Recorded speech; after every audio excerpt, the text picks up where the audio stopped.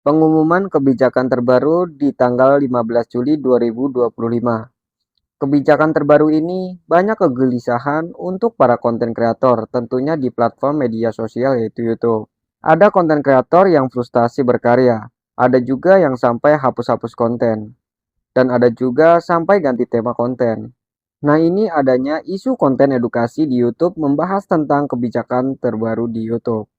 Nah, entah itu kebijakan hitam atau tidak valid, entah itu kebijakan putih atau valid. Oke, kalian wajib dengarkan penjelasan ini agar kalian tidak gagal paham dan gagal berkarya di YouTube.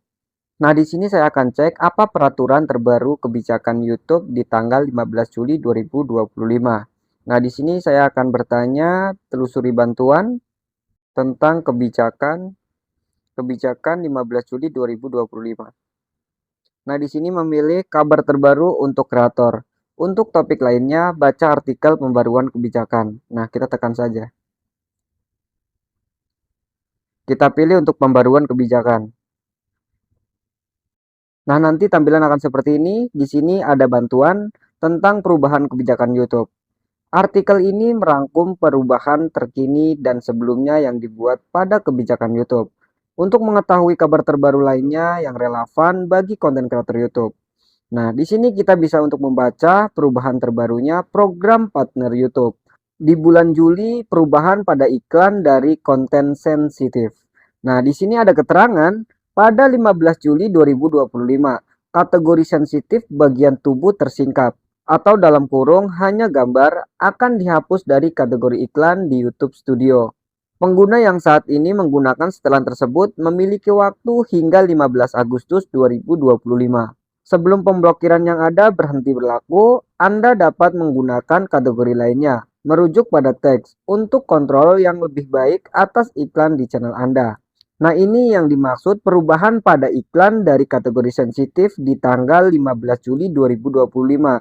Nah, untuk bagian tubuh tersingkap atau hanya gambar, nah di sini akan dihapus oleh sistem YouTube yaitu di tanggal 15 Agustus 2025. Nah, saya akan contohkan atau jelaskan apa yang diartikan dari kategori iklan bagian tubuh tersingkap hanya gambar.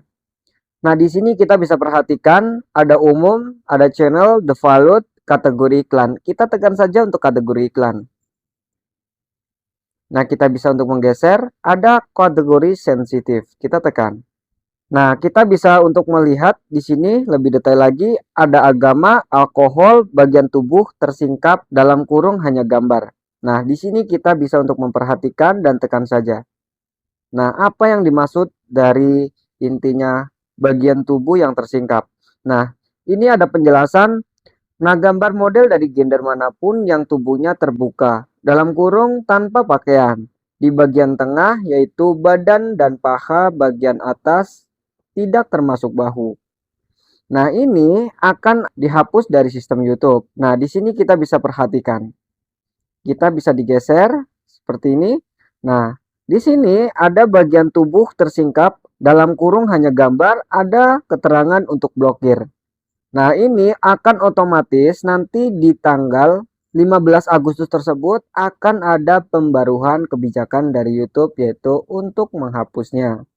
Jadi berikut adalah program partner YouTube di bulan Juli 2025 untuk perubahan pada iklan kategori sensitif akan dihentikan oleh sistem YouTube. Dan untuk poin yang kedua atau kebijakan terbaru di bulan Juli khususnya di tanggal 15 Juli 2025. Nah, di sini ada keterangan perubahan pada kebijakan monetisasi program partner YouTube atau kurung buka YPP. Nah, untuk melakukan monetisasi sebagai bagian dari program partner YouTube atau YPP, YouTube selalu mewajibkan konten kreator mengupload konten yang orisinal dan autentik pada 15 Juli 2025. YouTube memperbarui pedoman kami agar lebih baik dalam mengidentifikasi konten yang diproduksi secara massal dan berulang. Pembaruan ini lebih mencerminkan tampilan konten tidak autentik saat ini. Nah, jadi di sini kesimpulannya tidak ada ya untuk peraturan atau kebijakan YouTube terbaru tentang pembahasan seperti konten AI ya. Nah, ini tidak ada aturan-aturan dari sistem YouTube-nya. Ini saya mengecek dari bantuan kebijakan YouTube ya. Jadi kesimpulannya tidak ada sangkut paut dalam konten AI. Nah, tetapi kenapa di tutorial atau edukasi di media sosial di platform YouTube itu banyak sekali yang membahas tentang konten AI itu tidak dapat dimonetisasi. Bahkan yang sudah membuat konten AI tersebut akan ada dismonetisasi oleh dari sistem YouTube. Oke, kita akan mempelajari yang dimaksud dengan original dan autentik. Oke, untuk original dan autentik pada tanggal 15 Juli 2025. Pada tanggal 15 Juli 2025, konsep original dan autentik akan tetap memiliki maka yang sama seperti sekarang, yaitu merujuk pada keaslian dan keunikan sesuatu. Yang diartikan dari konten original berarti sesuatu yang merupakan hasil karya asli, belum pernah ada sebelumnya atau bukan tiruan atau salinan dari yang lain. Ini menekan pada penciptaan atau ide yang benar-benar baru dari pembuatannya. Nah, ini yang dimaksud dengan original. Nah, original tersebut itu yang dimaksud berarti ketika kalian mengupload video, itu harus ada hak cipta atau hak karya sendiri. Tidak boleh kalian itu mengambil video punya orang lain lalu kita upload di media sosial yaitu YouTube kita ataupun channel kita. Nah, kita membahas dengan yang poin kedua. Di sini ada autentik. Berarti sesuatu yang dapat dipercaya keasliannya, sesuai dengan aslinya dan bukan palsu atau rekaan. Ini lebih menekan pada kebenaran atau keaslian suatu objek, dokumen, atau bahkan pengalaman. Nah, ini untuk autentik. Kalau saya menganalisa, berarti ini ada kandungan atau menyudutkan ke bagian konten AI. Dan oke, saya akan membandingkan untuk kebijakan YouTube 2025 di tanggal 15 Juli. Nah, di sini ada keterangan untuk aturan YouTube 15 Juli 2025. Secara tegas melarang konten AI yang tidak melibatkan proses kreatif manusia. Kebijakan ini memastikan bahwa konten di YouTube tetap orisinal, berkualitas, dan memberikan nilai tambahan bagi penonton. Inti poin dari kebijakan YouTube mulai di tanggal 15 Juli 2025. Konten AI itu tetap diperbolehkan. Dengan catatan, kalian itu tidak boleh untuk membuat konten dengan full AI. Harus ada kombinasi. Nah, kombinasinya yaitu 4 pilihan di antara. Yang pertama, visual, teks atau narasi, editing, atau tampilan kamera atau wajah. Nah, ketika kalian itu ada 4 pilihan di antara tersebut, itu layak dimonetisasi. Dengan catatan tidak boleh membuat konten full AI tersebut. Soalnya saya mengamati dari konten-konten kreator di YouTube itu yang tadinya itu tentang pembahasannya mulai dari AI, sekarang jadi ganti-ganti tema. Nah, maka dari itu dia itu melihat konten punya orang lain tentang edukasi persyaratan kebijakan di tanggal 15 Juli 2025. Nah, ini masih angan-angan, masih intinya hitam ataupun putih. Soalnya kebijakan terbaru tersebut belum melewati ditentukan. Yaitu ditentukannya di tanggal berapa? Di tanggal 15 Juli 2025. Kita nggak usah sibuk-sibuk menghapus konten, mengganti tema-tema tersebut. Yang penting, ini kebijakan terbaru tersebut yaitu belum disahkan dari YouTube-nya. Intinya tetap kita sabar menunggu apa kebijakan yang sesungguhnya yang ditentukan oleh sistem YouTube di tanggal 15 Juli 2025.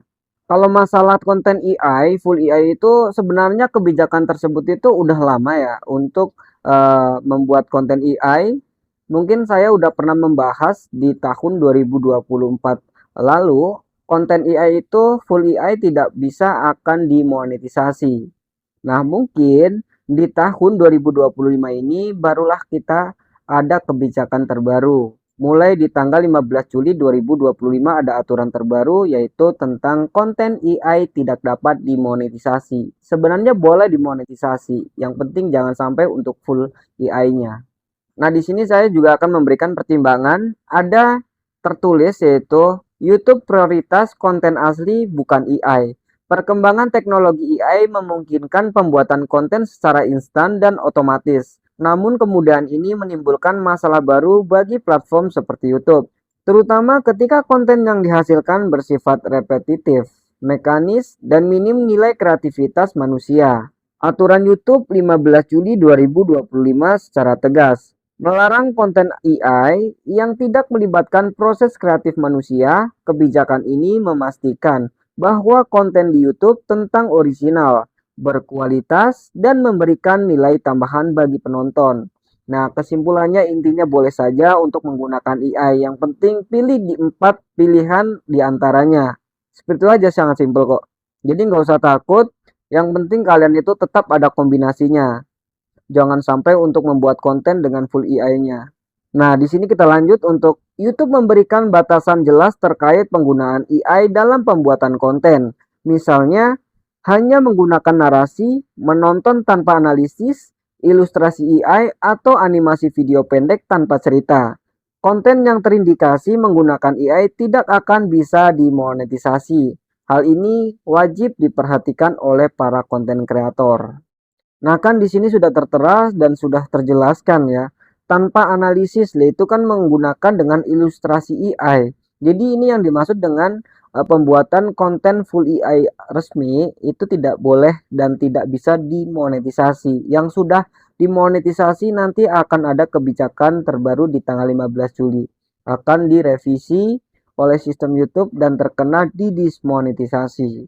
Tetap intinya boleh-boleh saja kok, nggak usah khawatir kalian itu membuat konten AI takutnya nanti tidak dapat dimonetisasi. Boleh-boleh saja, yang penting kalian tetap harus ada editingnya atau 4 pilihan di antaranya. Itu aja, sangat simpel kok. Oke, mudah-mudahan kalian bisa memahami penjelasan dari mata lentera. Oke, begitu saja penjelasan atau edukasi dari mata lentera, mudah-mudahan bermanfaat buat kalian. Ketika edukasi ini bermanfaat, silakan support dengan cara like, share, comment, and subscribe. Oke, kita jumpa lagi di next videonya. Terima kasih. Bye-bye.